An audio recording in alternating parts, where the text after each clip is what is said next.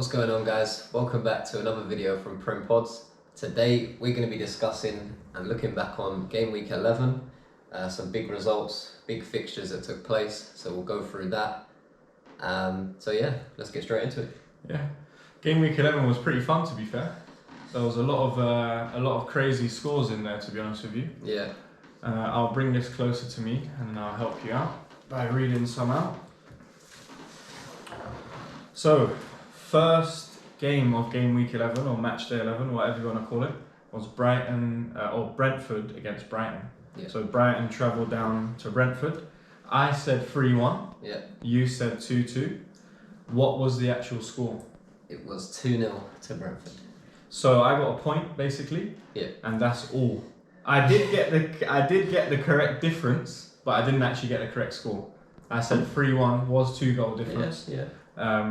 And for anyone that cares about fantasy, I captained Tony when everyone else captained Haaland, and he done nothing. Yes. So it was a good week for me on fantasy for Match Day 11, definitely. Did you see any of the highlights from the game? Did you watch any of it?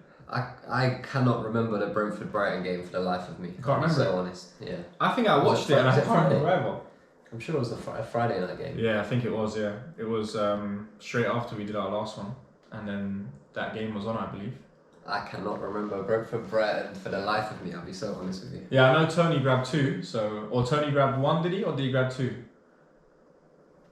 No, yes, I'll you're check right. for you. He scored. He did score because I remember now that rule when he scored and he got a yellow later on in the game. I Yeah, remember that. and yeah, I can't remember the events throughout the game. I'll be so honest with you. Well, that makes it easy then. We'll just move on to the next one. Really, truly.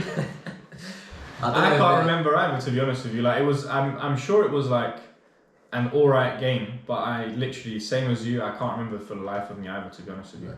But yeah, Tony scored 2. Yeah, he scored a pen and he scored in the first half. Yeah, because we was talking about his penalty, like his record from penalties. Yeah, he was never going to. And he said it again. He doesn't really put it right in the corner, or like it's like the keeper couldn't save it. It's just the composure and yeah, it's just a good confidence. penalty. Yeah, it just looks really confident, doesn't it? Definitely. And then he got a yellow as well, really late on. Yeah. So I was saying to you, I'm not sure if it matches up to Tony because he's a striker, so they should stay composed. You have to go by the person as well, innit? Sometimes in games, especially with the way Tony plays as well, if they are winning a goal or 2 up, he's kind of left by himself up top, so he's going to be chasing down defenders a lot more. And if he scored, he's not going to be as bothered about getting a yellow. Nah, and he comes a lot more. He comes into midfield a lot as well. And he will take yellows, so he'll kick to stop future, literally, definitely. attacks. And then the next game after that, you're right. Yeah, Brentford was on the Friday. It was a late kickoff on Friday. We didn't have one the week before, so it probably confused us. Yeah. But now we're on to Leicester and Crystal Palace. I said 2-2. You said 2-1. Yeah. What was the score? 0-0. Awful game. Awful. That is a game I actually watched, and I wish I never.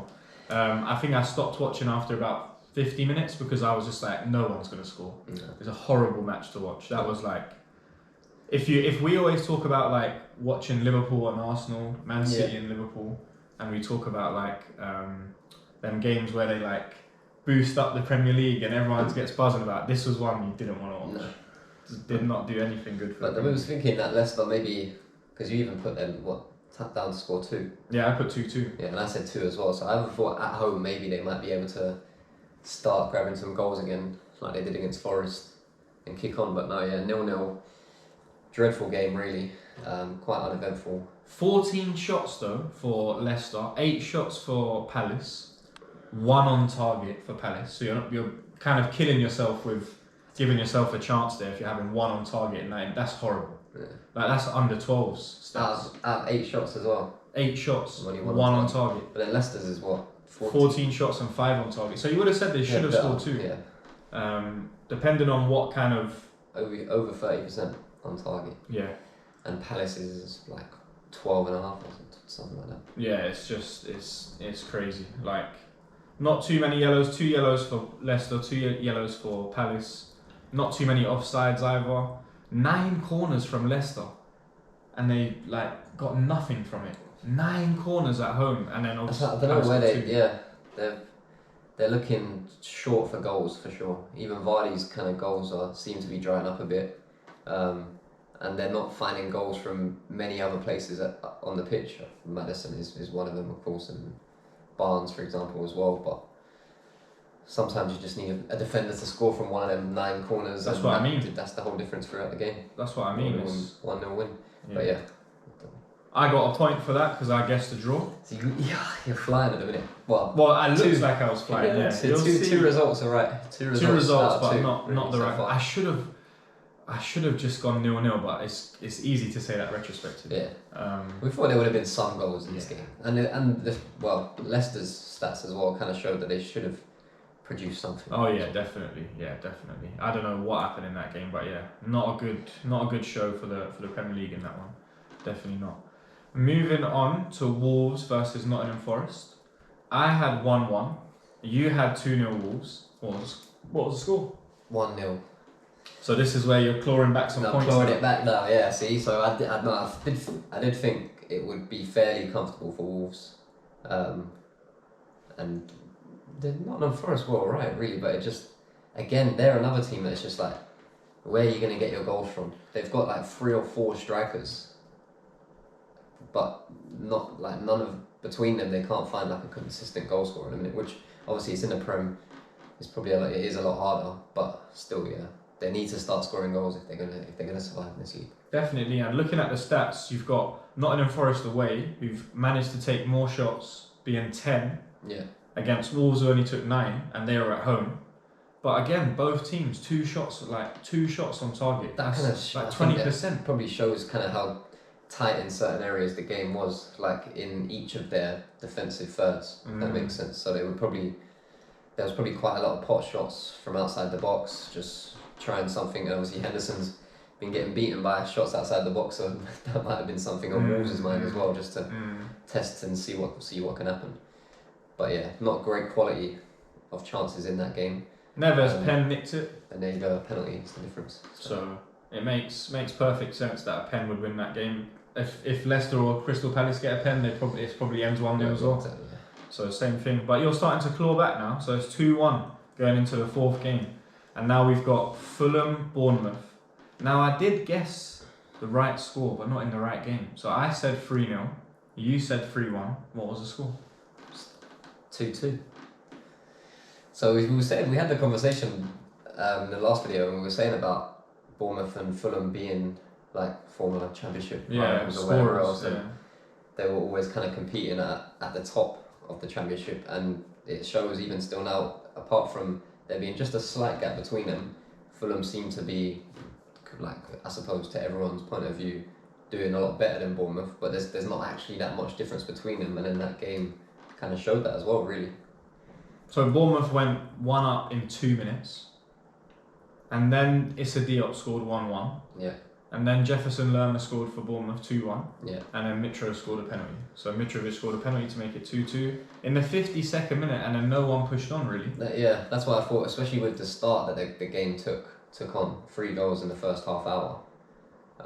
You would have thought the second half could have easily gone in that same kind of game as well. Could have been 4-4, could have been 5-4. Easily. But looking at this, these are not good stats for Premier League teams. Fulham, 19 shots, 4 on target. But if you get 2 goals from 4 shots on target, 50%. It's good, but 19 shots. Yeah, this is another thing. Like, but that's the kind of game I would have expected. I think this game they probably would have both kind of gone back down to Championship level, if you know what I mean. To play against each other, and then that's kind of how this game looks like it panned out, really. Yeah, no, it's definitely one of those ones where someone I feel like could have nicked it, but yeah, for sure. They just weren't getting any shots on target from the stats I can see. So, yeah, poor in terms of no one being able to nick the 3 points. But still a point. A point is very valuable in the Premier League. And then going on to Spurs Everton, I said 2-1 Everton, and you said 3-1 Spurs. It was actually I'll let you tell them the score. It was 2-0. I got this game so wrong. Yeah, you said it. I said Everton were going to catch them on the break. I said Tottenham they're not going to do that. Tottenham beat most teams probably this season at home. I didn't think Everton were kind of going to give anything in that game. Obviously, they can now and then, but I just didn't see it happening. Yeah, no. Do you know what? After I actually predicted it, I looked at Spurs' home form and I was like, yeah, they probably are going to like do these lot over, to be honest with you. But again, Everton just struggling. Like, let's have a look at what kind of stats they had in terms of shots. 4 shots, none on target in a 90-minute match. I'm sure you could have stuck me on and I would have got a shot on target. I'd shot from 50 yards and get a shot on target. And then again, these are horrible stats, like 21 shots and 7 on target. I need to start seeing the Liverpool, Man City and stuff stats, because it doesn't look good for the first games that we've been looking at, to be honest with you. Tottenham 30% and then obviously Spurs, Everton 0%. That's mental. You're not going to score, are you, really? That's the thing, you kind of would have, I don't know, I would have expected a bit more from Everton. Same. I would have thought they would have scored. Like, I thought they would have given Tottenham a bit more to think about, but yeah, I don't know, it was kind of a drab game as well with Spurs again. Kind of just trunching their way through fixtures at the minute. Just 1-0, 2-0. But that's Conte, innit? That's kind of how they... That is what they've kind of bought. Stopping the team from only allowing the team to have 4 shots and none on target is... Yeah, it's brilliant, to be fair. I don't think it's what Tottenham fans want, because they want to be able to do what Man City do. What Tottenham fans should want right now is what exactly is happening. Yeah, win. Don't worry about your performance.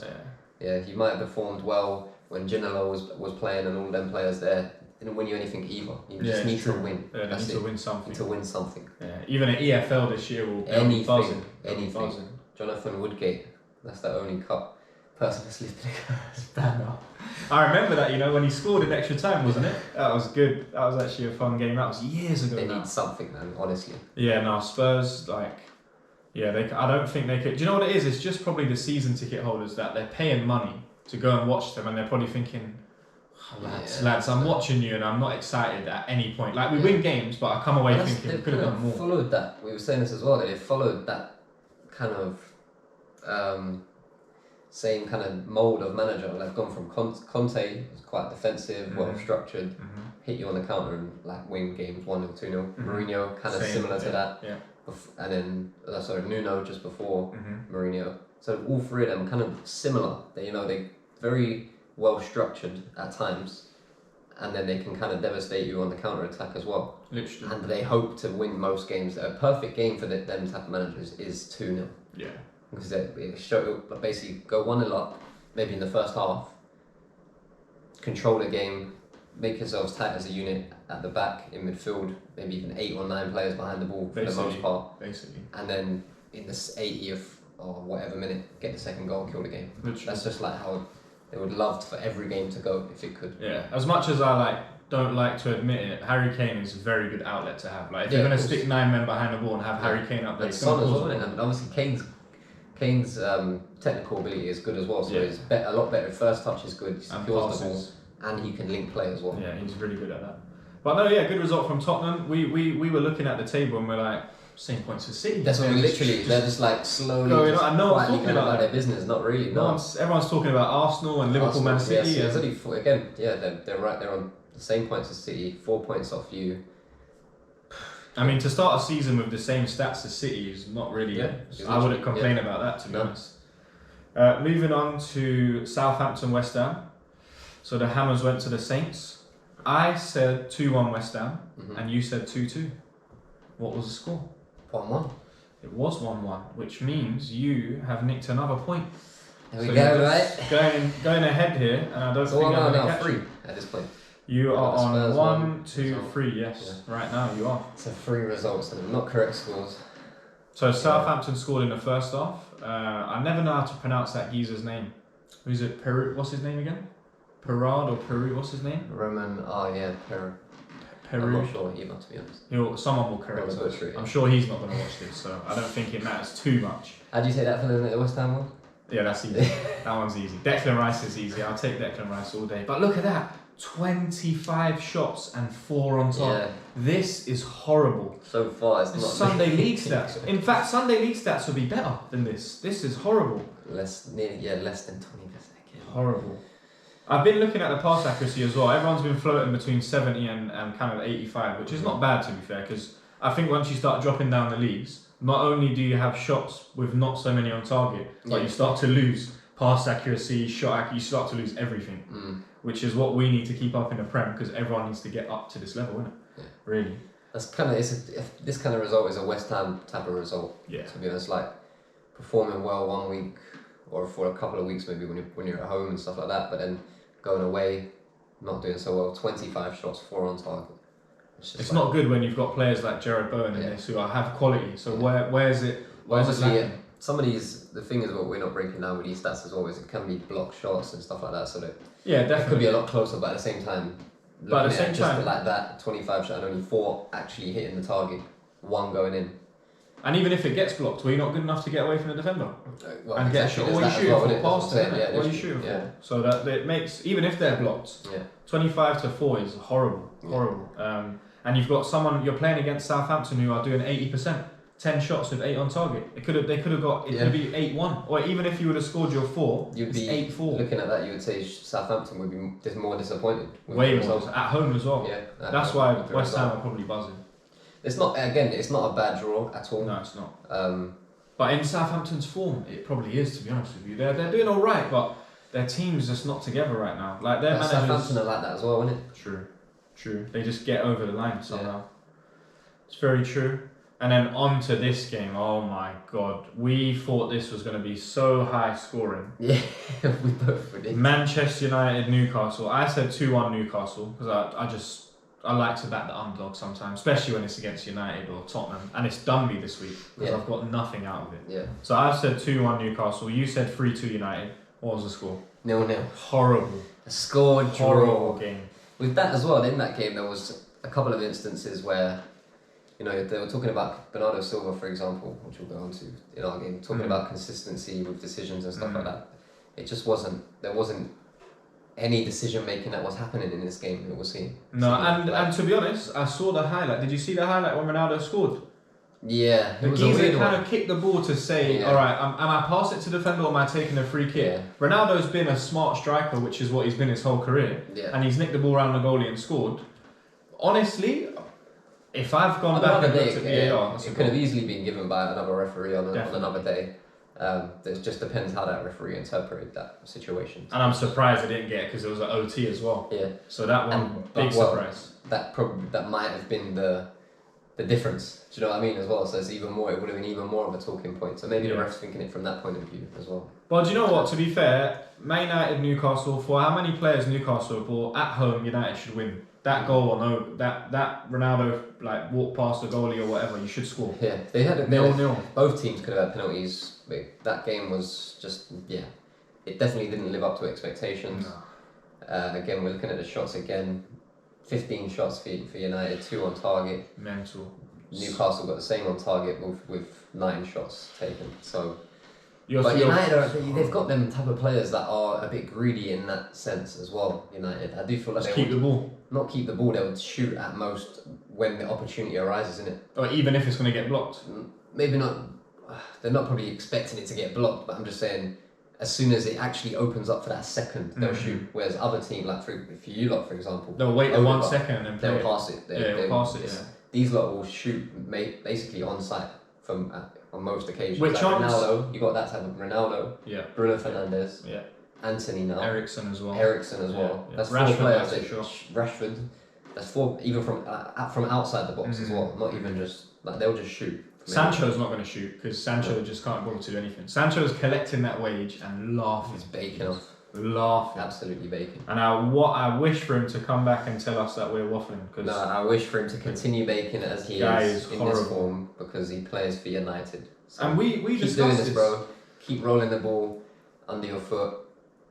Look like you're going to take someone on and just pass it back. Do nothing. But weren't we saying this, that they must have seen him at Man City with alongside someone like Phil Foden? They went, why are we going to keep you? That's what I think. Phil Foden. You don't want to stay around. You want to go and get first team football. We respect that. That's fine. There you go. Yeah. Now you've come back for your rival. Horrible. Yeah, but so they're buzzing. He's made a career out of it. That's for sure. He will. Yeah. All I can hope is that he gets better. Having a right life, basically, from this point, just from that one move. Yeah. But all I can hope from as a Premier League fan and a neutral for these clubs is that he gets better because I ultimately just want to see good football. Yeah, I don't care where they play good. It's like Haaland going to City. We get to see him every week now. It's fun. We're going to lose the league now probably because of Haaland, but we do want to see him underperform. Which is what we'll discuss. Yeah. The next game was my team. We went down to Ellen Road. The mighty Arsenal. We went down to Ellen Road, and the first half was brilliant. They done really well. Should have scored loads of goals. Second half was absolutely horrible. Leeds played us off the park. Yeah. They looked like they were top of the league. They did not let us have the ball. They played around our back. Yeah. They got loads of close calls where they should have scored. Mm-hmm. I think the Somerville geezer that came on could have had 2. That's been 2 weeks now where I've seen him get subbed on, and he's had really not easy chances, but chances you're saying someone's got to be doing better. If you want to make a name for yourself, you take them chances, innit? Really. Literally. But again, your career and stuff. The boy does it again. Arsenal. Yeah. Mr. Saka just smashed it. Keeps that in that position. Just have to smash it, innit? Brilliant goal. Brilliant right goal. Not a lot of options else. You're already quite far up yourself. Just go for it, innit? Early on in the game, what was it? 35 minutes. 35, yeah. Take them shots on. Brilliant. And there was a bit of controversy at the end because they could have nicked the pen. I've kind of looked at it a lot of times, and I'm very much under the impression that if Bamford doesn't push Gabriel, Gabriel doesn't react, which means that doesn't happen. But this was my take on it as well. I agree with you as well, by the way.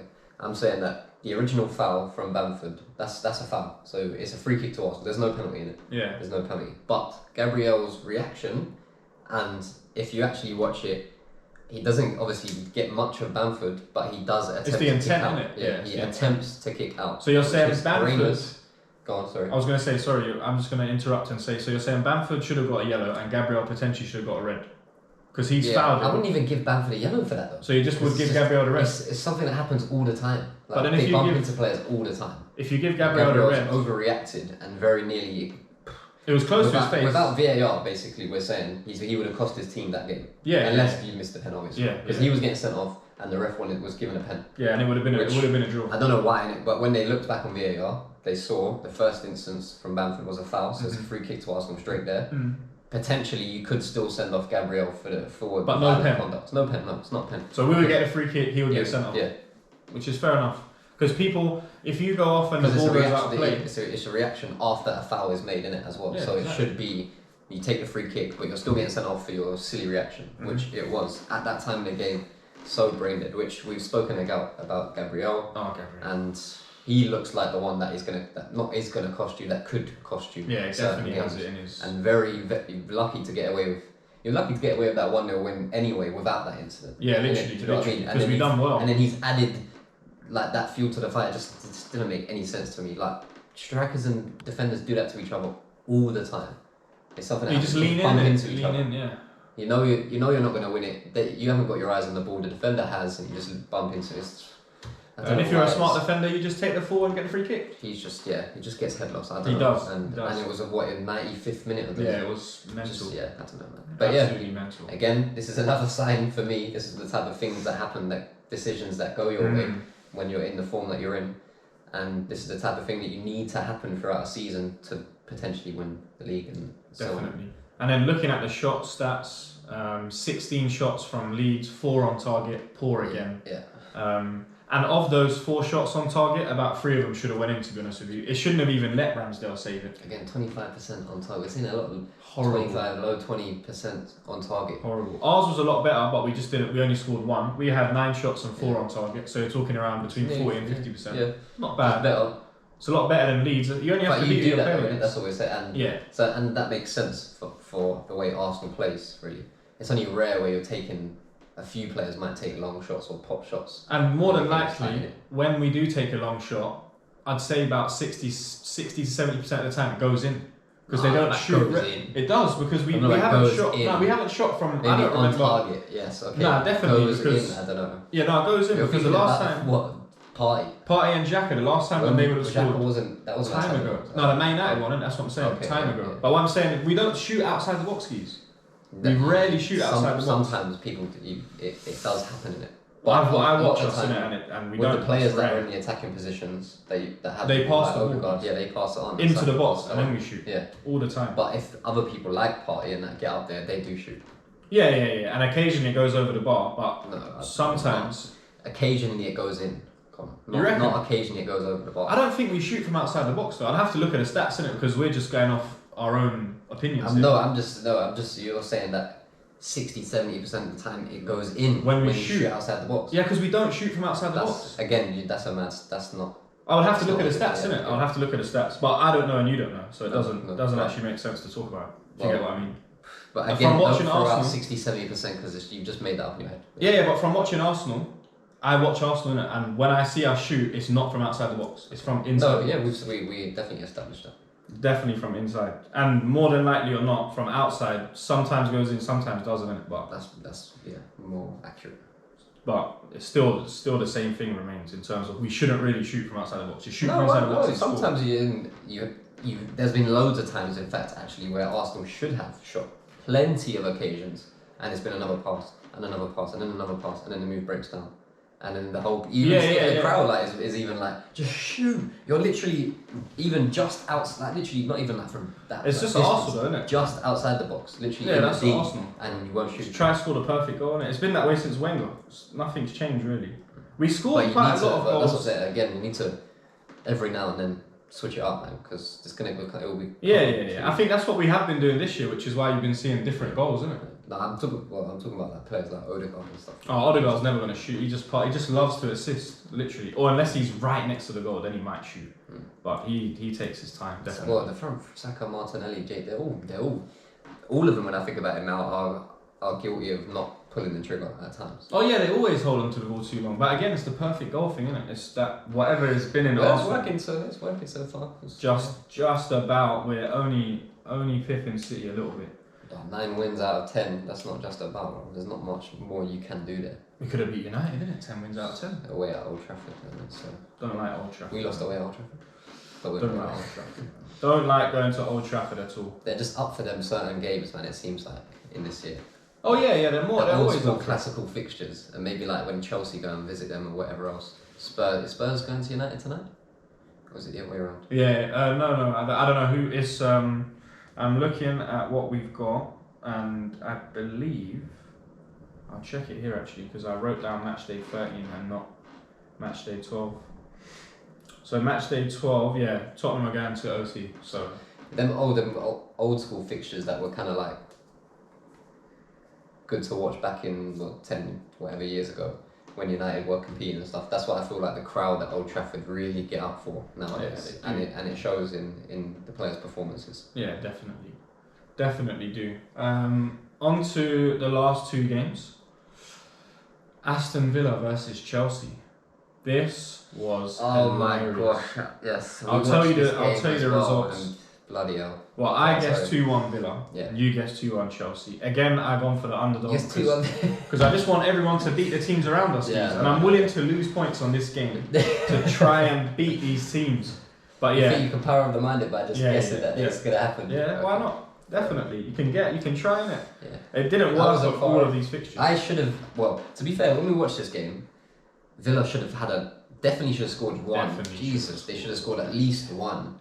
Like to come away from that not scoring, losing 2-0 at home to Chelsea with the amount of chances that they had when we watched the game, it was just like horrible. But Tyrone Mings. Again, we've been banging on about this geezer. Mings is just a terrible defense. Like.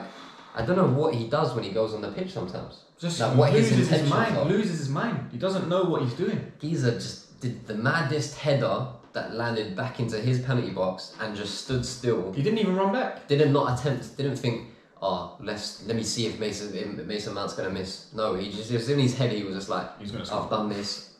Oh, it's definitely going to score now. And then it was. It was too easy. So easy. Mount's second goal was decent. The free kick, I think the keeper could have done better with it, but he seemed to just commit one way and he hit it well, didn't it? So yeah, it's one of those things. A free kick is like you're not only counting on a little bit of luck and skill, but you're counting on the fact that the keeper kind of misses it for a split second. You've just slight misjudgments in it, or just like you say, just steps on his left and it goes right, and it's too much. And it's fast and it was quick in it. It was quite high up as well, so. It was a good game from Chelsea, to be honest with you. No, Chelsea will take that, especially when, for me, they could have easily drawn that game or even lost from the amount of chances that Villa actually. Villa had 18. To not concede actually is they'll be buzzing with that. Away at Villa, Yeah, they'll be buzzing. Even though they've not been playing well, it's still a hard game to go to. But again, results, when the team has had there's so many chances, it was Yeah, no, we saw loads of like times where they should have scored, and so it just. Kepa had a good game, to be fair to him. Yeah. Kepa had a good game. That is one thing we haven't mentioned is sometimes the keeper actually does keepers, well. they turn up. They do. There's not much you can do. Premier League keepers for a reason. Looking at this again, 18 shots and 7 on target for Villa. You got to score one of them at home. And they had the few. Oh god, yeah. And Chelsea are kind of sticking to stats that I would expect of them: 8 shots and 4 on target, so 50%. And again, scored 2, so 50% again. So he'll take that. He'll take them. Very good game for Chelsea, and even in stats wise, very good game as well. And on to the game. I'll do our scores because we got it wrong anyway. But I'll let you chat about how this game went for you. Liverpool Man City on the Sunday, 4:30 kickoff again. Yeah. What you couldn't do to us, you definitely done to them. What was at home? You were at home.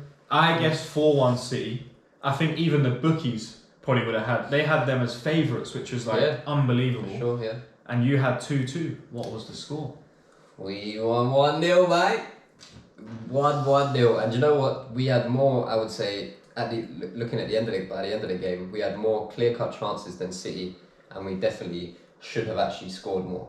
We just silly decisions being made at key moments, but thankfully it did not come back to haunt us because I was just watching the game, and as the minutes were going on after Salah's goal, he's just thinking, right, we're kind of camping a bit more here.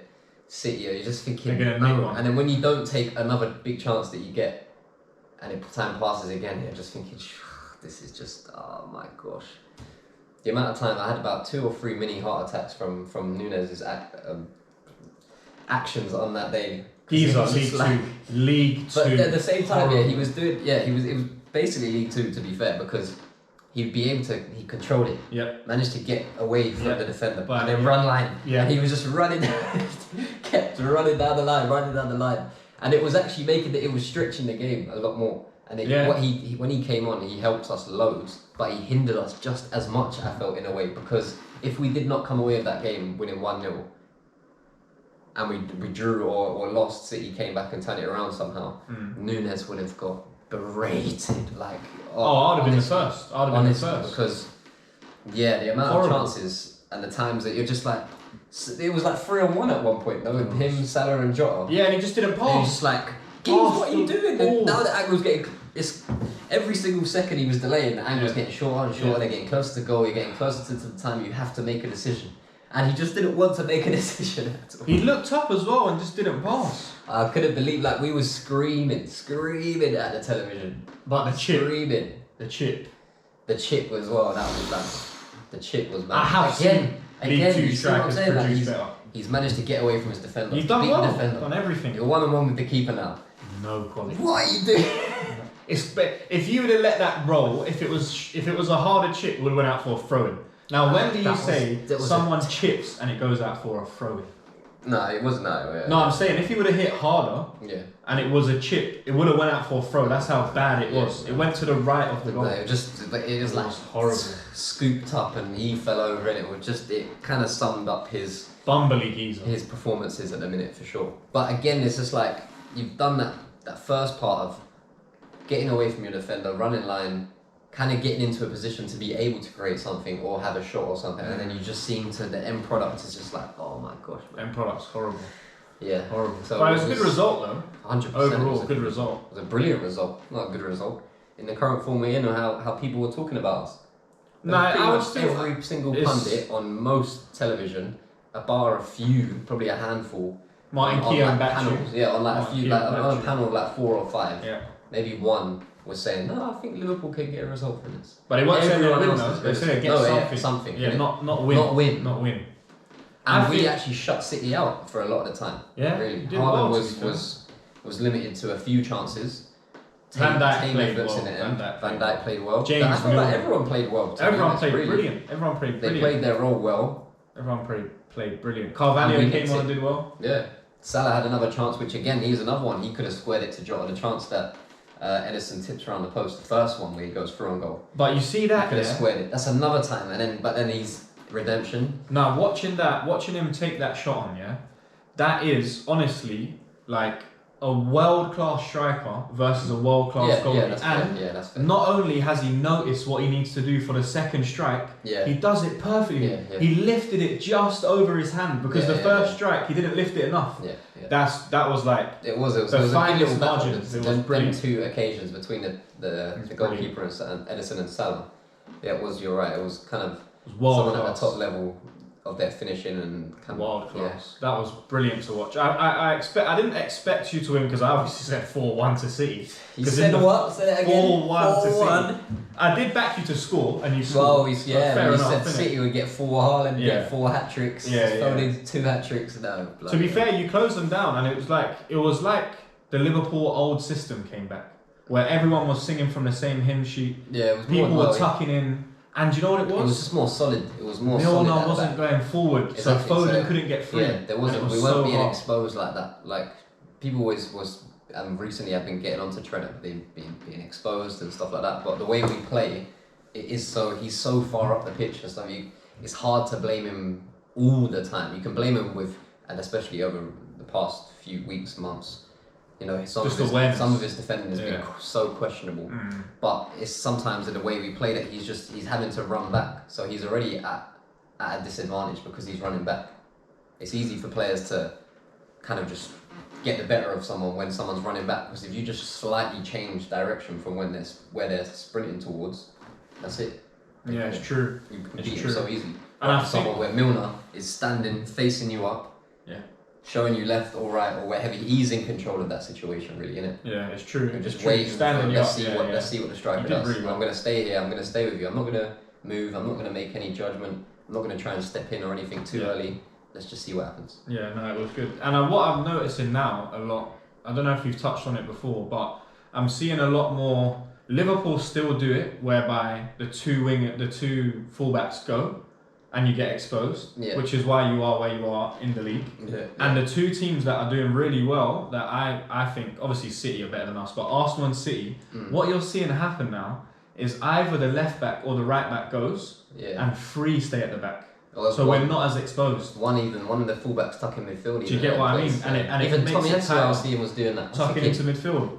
And it makes it tight as well, so it's really hard to break down because you have to get through all the lines. Which again, it could help but hinder as well, because sometimes with our play, I don't know. I wouldn't say your fullbacks cross as much, much as ours. They do obviously at times. Nowhere near as much. Like for now, Tierney would, but Zinchenko not as much in it. He's more like keep the ball flowing, play, stuff like that. And Ben White again, he's more like that as well. He's not really like a massive crosser constantly, whereas we kind of spam crosses from both sides a lot of the time. The cross we like is that one where you come in, not even from your fullbacks. The cross we do is when someone comes from the fullback position, passes it to Partey or Xhaka, and then Xhaka does that curler to Jesus, and sometimes he grabs the header. That's happened once or twice this year. Oh, from the edge of the box. From the edge of the box and curls it, like that. But Liverpool are from wide, innit? Yeah, and it's dangerous. So both of them being up there kind of, it helps and hinders again. Because it goes across. Because if they're 2 over swinging, then the other left back's there, and we just do it again. You just spam. And if he over swings it, Trent's there. You do it again until you kind of get it right. It's true. It's very true. I think there's a lot of different ways you can play football, which is why it's so fun. Yeah, literally, But looking at the stats, 13 shots at home, 2 on target. 2 on target. And one of them was Salah, innit? Because the other one was the Edison save. Yeah, pretty much, So, and Nunes didn't get a shot. 13 shots, 16 and 6. So they had 16 shots away from home and had 6 on target. Horrible, isn't it? That's what I'm thinking. Even City's is horrible. Yeah. Like no one's had a better one than us or Chelsea right now. We're at 40-50%. Yeah. Chelsea's was the best. That's poor, man. But if you look at the amount of passes City get through, 702. That's more than some of the games added up. Do you remember times in the game where it was showing like a 10-minute period? It was like 91%. 91%. We're at home, by the way. We've got 9% of. But that just shows you how regimented you were. I think that happened a couple of times. It wasn't as that 91 one might have been just after. Once, I think that was once. But the one before, there was still about 80 something. 86, 82 we had, 85, yeah. Where it was still 0-0. So it's just like, we played that game pretty well. We played that. I think you always know that Man City are going to try and win a game. Yeah. And we've identified as well that sometimes if you keep it 0-0 for, let's say, an hour, then they do start to get a bit more desperate in their play. Yeah, and they start to leave less players back. Yeah. So that long Alisson kick, brilliant. That was wonderful. Perfect. Wonderful. And the thing is, what they've identified as well is if Foden stays next to Milner and Milner's not really moving, Cancelo can't go round. And Cancelo has to stay back. That's another point, yeah. So when Trenty goes, you're leaving exposure to Phil Foden and Cancelo breaking down in defence. But Milner stood still and it worked perfectly. Yeah, he did not let himself, he barely left any space in behind himself. Yeah, it was really good. Really, really good to watch him. You lot only looked exposed when Trent came back on to support him and then he got done again by Foden. Oh yeah, that was It's nearly a goal. I was like, Trent, you've got a guy behind you and you still can't defend. This is horrible. But no, that was game week 11. I've come away with 3 points in total after I predicted myself to get 12. 12. So horrible week for me, really and truly. That's like these shots on target. That's what I was going for probably. And then you've got 5 points, predicted yourself 6. So you can pat yourself on the back for that one. That was nearly bang on. Pat yourself on the back for that one. But that's why we was even saying like, out of 10 games to get 6 results right is even like... It's really good. Yeah, it's hard. It's hard as well, yeah, definitely hard. But yeah, as I said, that was game week or match day 11, whatever you want to call it. We're probably going to discuss match day 12 and match day 13. They're coming thick and fast. Yes. Before the World Cup. Yeah. But if we get all these videos in, then we'll get a rest for the World Cup. Unless we do the World Cup. Could do the World Cup. Could do, but that's even thicker and faster. It is, that's every day is one. Yeah. Maybe we start to look at that one when it goes out the group stages. And just leave it for that. So let's see who's actually still serious about this World Cup and isn't it after the group stage. Exactly. And hopefully some of our players have been knocked out by that point. I don't want them to not win, but I don't want them to get injured, don't I? Yeah. Pretty much. The longer it goes on, the longer they're in it, the higher the chances. Definitely. But thank you very much for listening. We've been PremPods, and we'll see you all again soon. Take care. Thank you so much for joining us today. It's been a pleasure hosting you. Have a great rest of your day, and see you all again soon.